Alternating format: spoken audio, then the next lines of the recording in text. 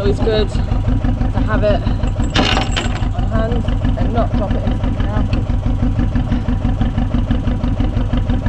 It's not clean work. Got to be prepared to get dirty. After being at this location for some time, it was finally the day to leave. Leaving always brings a sense of nervousness for me, but with that too comes excitement. Coming to a new place with new opportunities and a new environment. What was different about this time was that Leela would be coming along. Usually I have a friend on board to keep an eye on her, but on this occasion it was all about Leela and I going solo.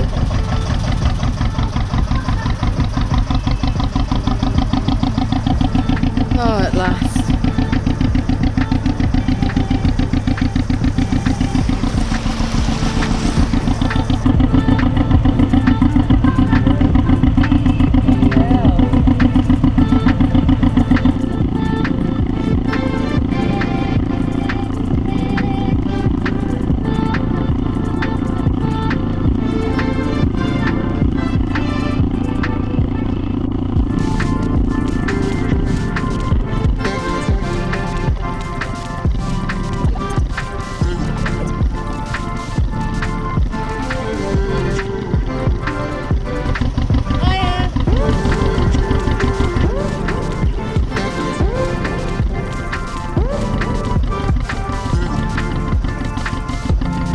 So today we're running out of time again. Last minute Susan over here. Got an hour and a half to get to my mooring spot, but I need to refill at Springwood Haven Marina with water. I need to swap over my gas tank and I want to top up my diesel.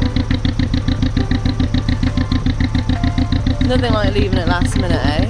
How are you doing, Leela? You doing okay? I don't know.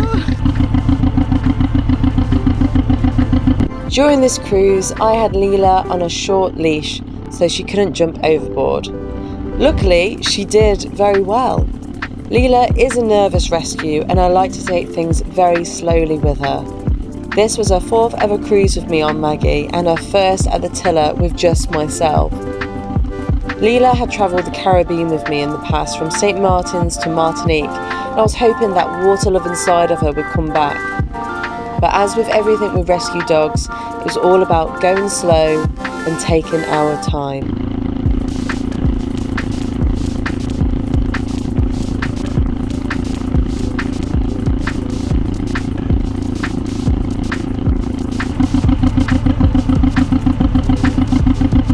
This is a very bendy route to where I want to go.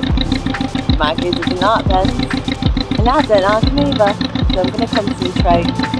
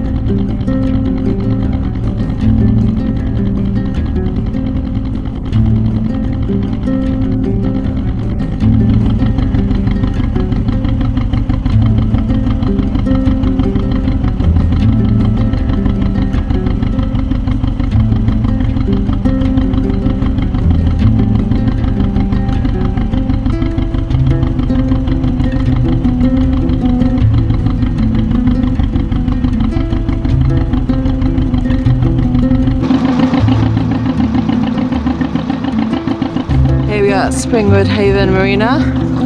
Leela has mixed feelings about it all, don't you? So now I'm going to get some gas, some water, some coal. Switch this off first. So filled up. They were very, very nice there. Really lovely. I've got 25 kilos of coal. 4 bags. I filled up my diesel. What else did I get? I got an extra gas canister, and now I've got 20 minutes left until the sun goes down. Look at this view.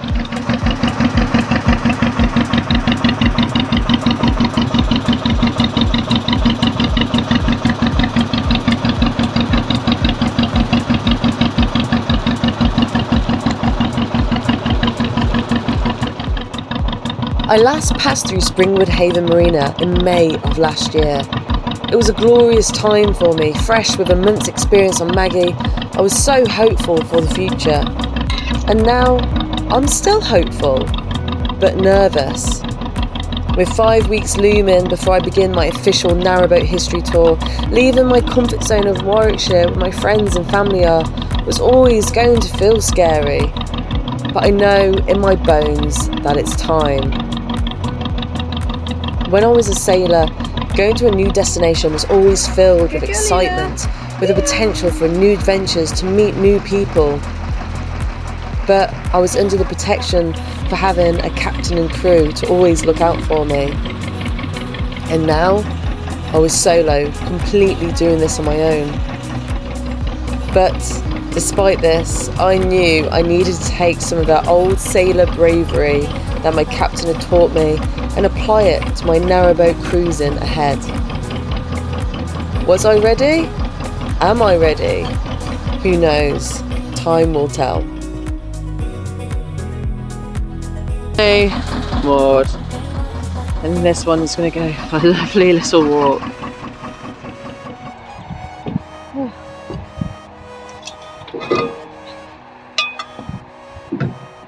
Wait. Wait, Leela. Wait. Wait.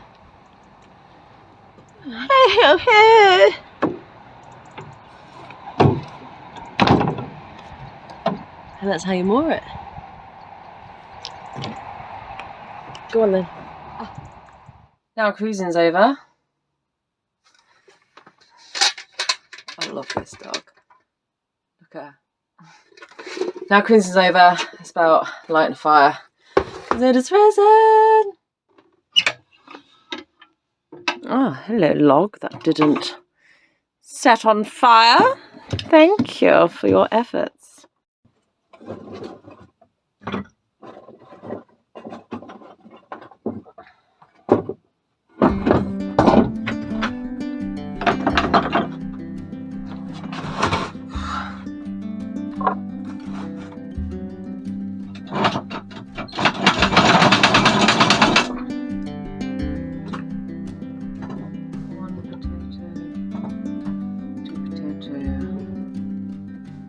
Potato.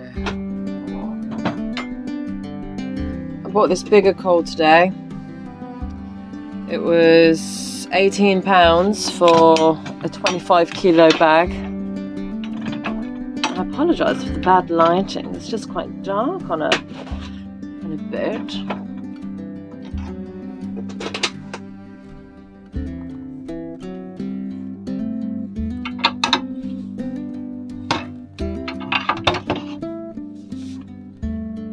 One thing about being a boater is that you've always got mucky hands. Because it's not oil, it's canal water. If it's not canal water, it's coal. If it's not coal, it's soot. And if it's none of the above, then it's usually mud.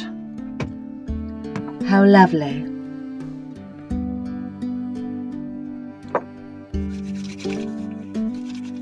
I don't put the tap on until I've proper scrubbed. I know it might sound a bit, well, I don't know what it sounds like, but even though I've just filled it with water, I can't seem to get myself out of the habit of trying not to wastewater.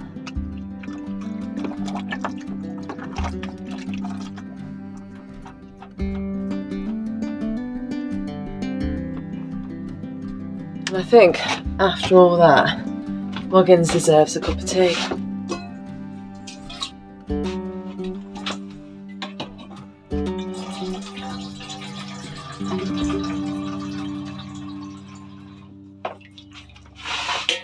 So I have 700 litres of water and I managed to get to 5 weeks without filling up.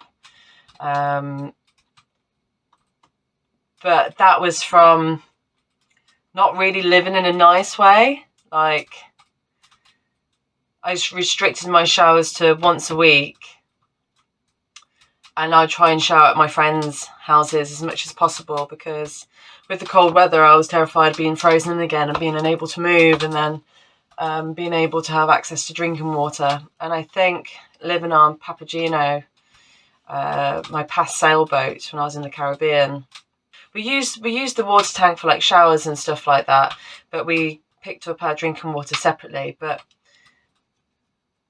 just having that anxiety in your head that you might run out of water at any minute, and you had a bunch of people relying on you to make sure they had drinking water, it's something that got ingrained into me quite deeply.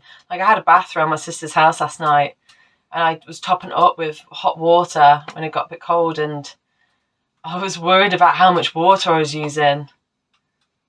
And you can also tell when the landers come onto the boat and you hear them washing their hands, and you can hear the water pump going.